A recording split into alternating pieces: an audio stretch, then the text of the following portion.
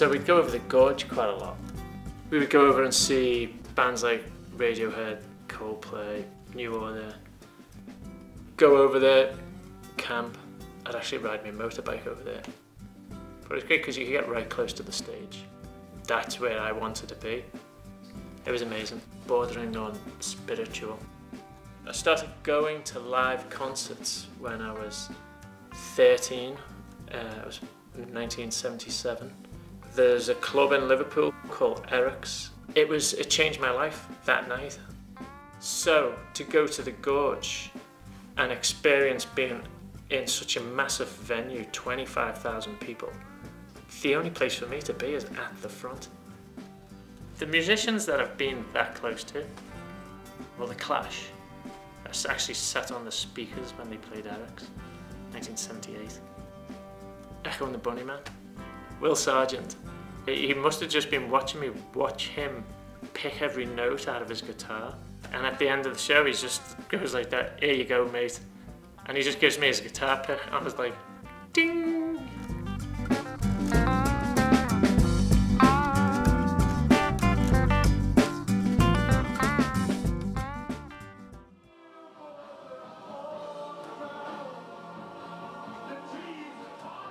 I have no recollection of this actual incident, but according to eyewitness reports, lights on green, not going any more than 30.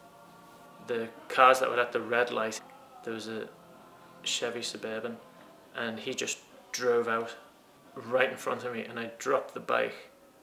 It was so close that me and the bike actually slid and hit the bottom of the driver's door and got wedged underneath and took the sill off and then got crushed by the back wheel. So all my ribs kind of like collapsed in and punctured the lungs.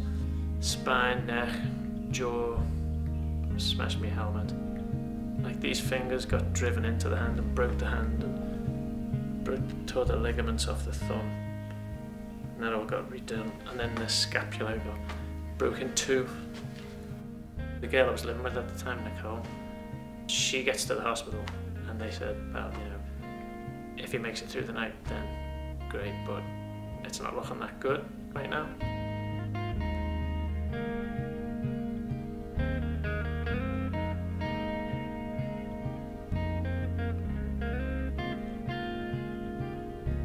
When I started getting more capable, my friends all chipped in and got a computer, and they brought that in.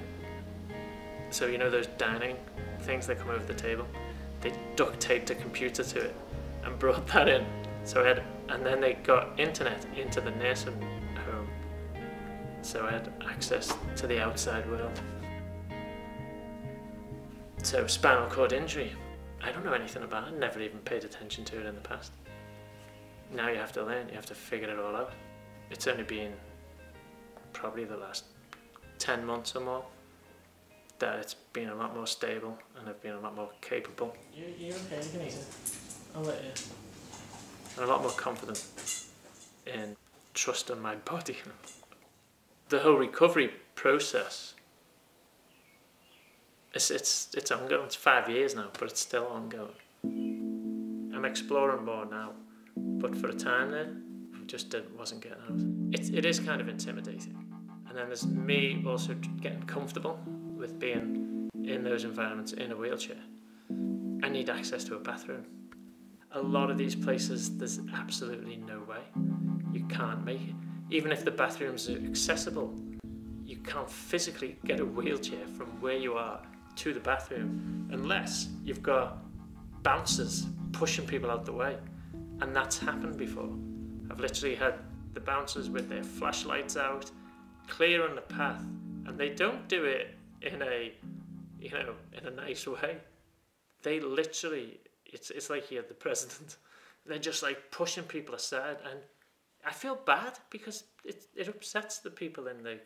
You don't want to go to a show and get pushed around by a bouncer because there's some dude in a wheelchair who needs to use the loo. To go back and experience this, especially that lineup, I mean, that was incredible. I'd been looking at RVs for ages. It was in my future, may as well be in my immediate future. The deflowering was graceful. I couldn't have done it without that. I would have had to have been remote from that camping experience. We had our own special retard bus, which of course was funny. We were looking forward to getting on the bus. It was as good as going to the show.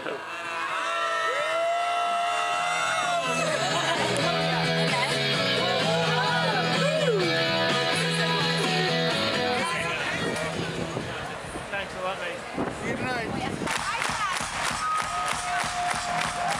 Just to experience that whole thing with those people, they're the little pockets of experience that make up your most valuable memories of life.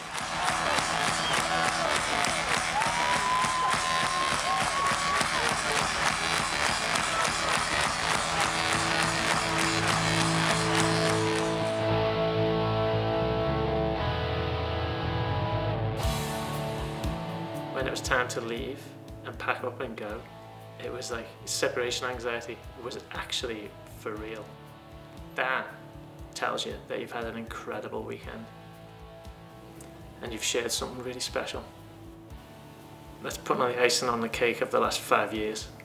It's like, okay, we got to this point and we all got to that point together, you know.